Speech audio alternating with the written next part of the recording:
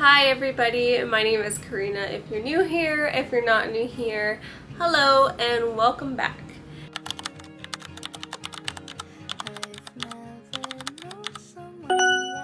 In today's video, I'm going to be giving you guys a 6-month update, both on me, 6 months postpartum, and of my baby girl, 6-month-old.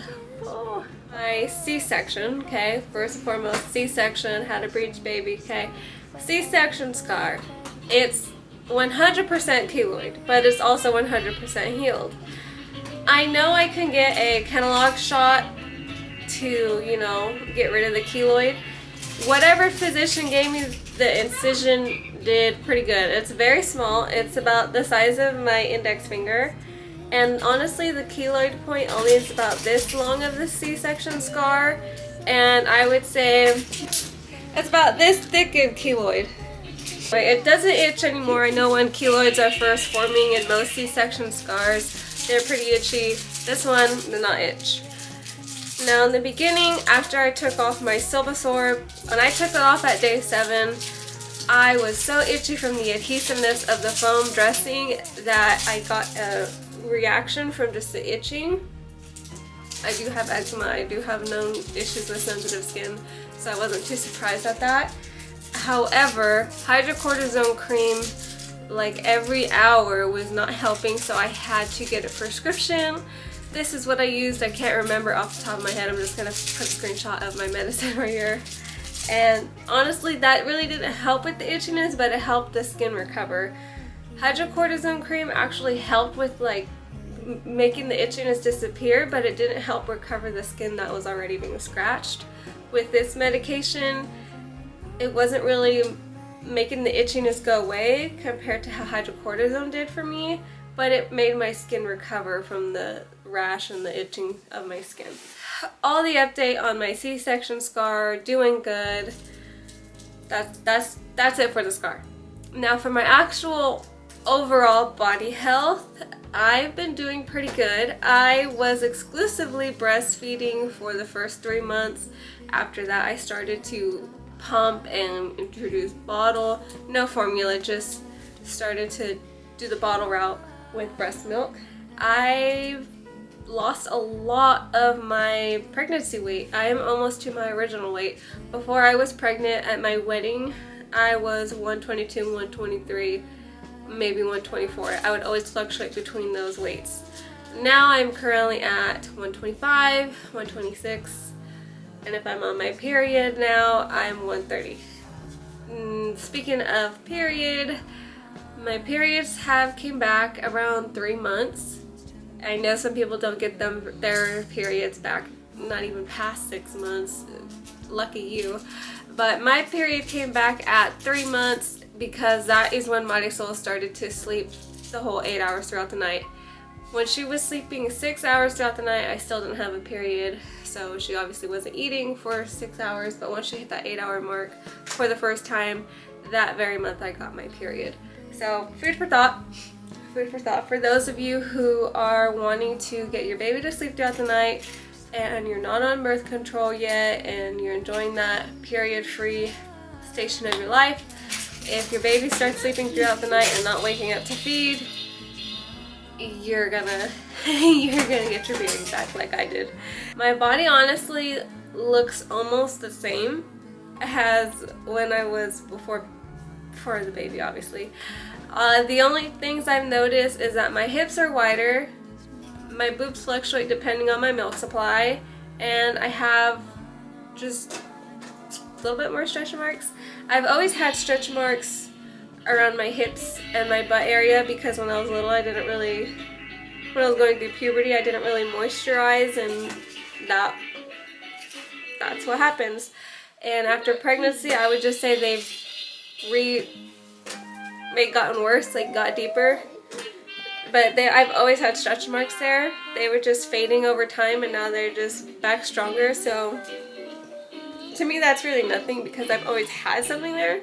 But if you've never had something there, I could see how that would be devastating. For my pregnancy, I would always oil and butter up, and After all of that, I still got some stretch marks. None on my belly, just mainly on my hip area and 1 or 2 right below my belly button. And that's all I got. My foot size did grow. I was 7.5, now I'm about an 8, depending on the brand, 7.5, but I've never fit an 8 before, and now I'm pushing 8. And it sucks because I had some shoes that you want, mama? Yeah, other than my overall health, I've been doing really good. I'm still caffeine free, other than 1 or 2 hiccups if I'm not paying attention and trying a new product. My beautiful babies. My beautiful, beautiful babies. My beautiful. She's way too low for you guys to see. Hello. Hello. Hello.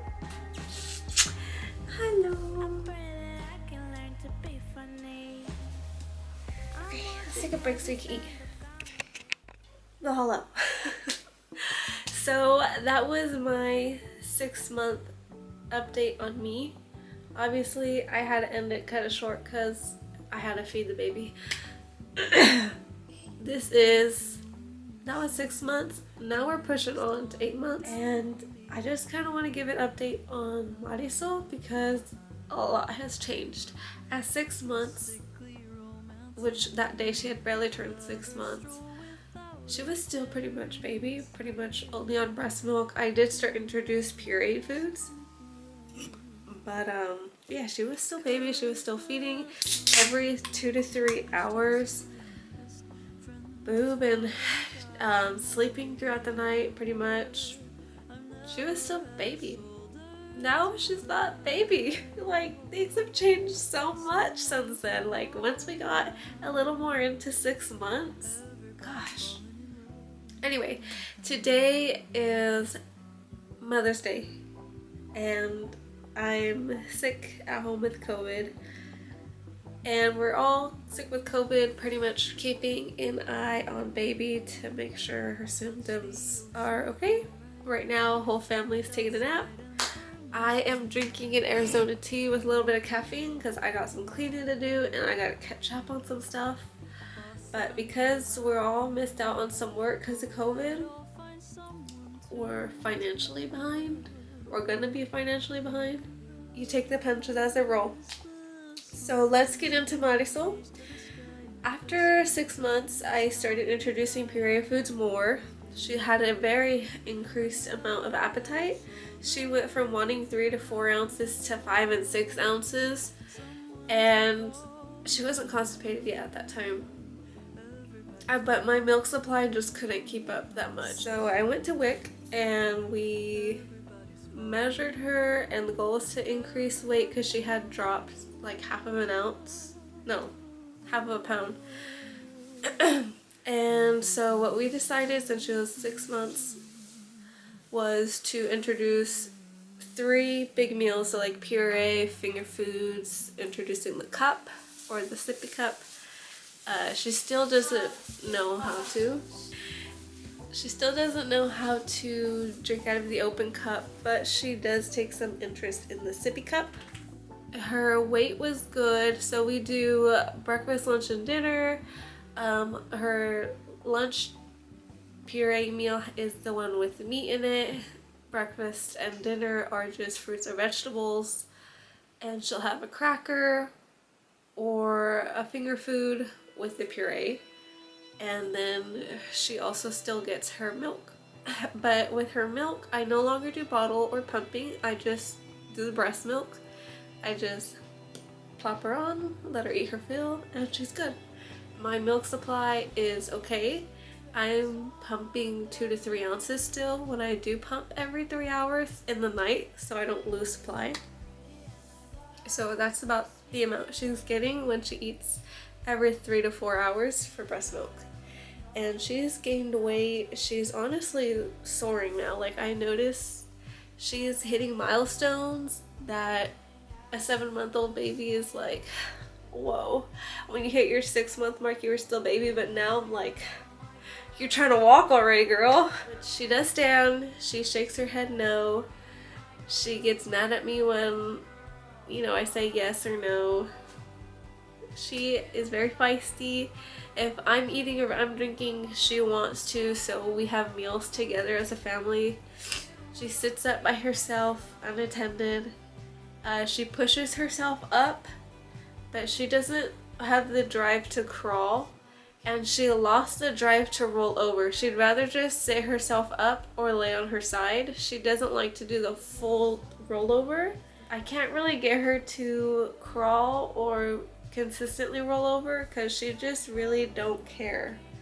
It could be her favorite toy, it could be the most distracting thing ever. I can motivate her with food and she won't. She'll just cry and look at me or just stare at the ceiling and like, I'm not doing this. So she definitely got our stubbornness. Me and my husband are both very stubborn, so she definitely got that. Baby's milestones are like just soaring super high, and looking back at that video from when she was just barely 6 months and now we're approaching 8 months, it's such a huge difference. She's such a big girl now, but I'm gonna let her rest. You know, like I said, we all have COVID, so we're just resting, recovering, and I am taking this me time before I clean up this nursery room. Yeah, life has been great. I love being a mom. A part of me wants to try for another one, but a part of me is like, girl, slow down. You know how hard that is. I can't imagine Marisol on top of another one. Starting all over already. 8 months is approaching. She pretty much, when I'm looking at the CDC milestones, she pretty much already hit all the 8-month milestones, and she's still got 2 more weeks to go till she's, no, 1 more week to go till she's 8 months. So I'm pretty proud about that, and I'm fairly certain it's because of her diet and her activity level. I'm very grateful I get to stay at home with her and keep her engaged Monday through Friday. I do work on weekends. Marisol's getting baptized in June, summertime in the heat, but yes, she's gonna get baptized. Angel and Giovanna are gonna be her godparents, and we're gonna have a little baptismal. It's hot as heck in the valley at that time, so I'm thinking just like at a pizza parlor, something small, something short, because baby is not gonna be happy no matter what. She's still baby. Well, I hope you guys have a great summer. I wanted to post this update a long time ago. Obviously, I've been sitting on it, but I just always knew I never filmed an outro and I never got to the baby's update, and then she just changed, like grew up so fast and changed, and I was like, I can't even do an update like that was the same as that because it's just so different now that we're almost at 8 months. I hope to see you guys in the next video. I think this is gonna be the last video for a while where it's based off of me and baby. I'm gonna try and just reel this back and focus on me and my hobbies, so I have something to do other than mom. And I'm losing my voice, so this is goodbye.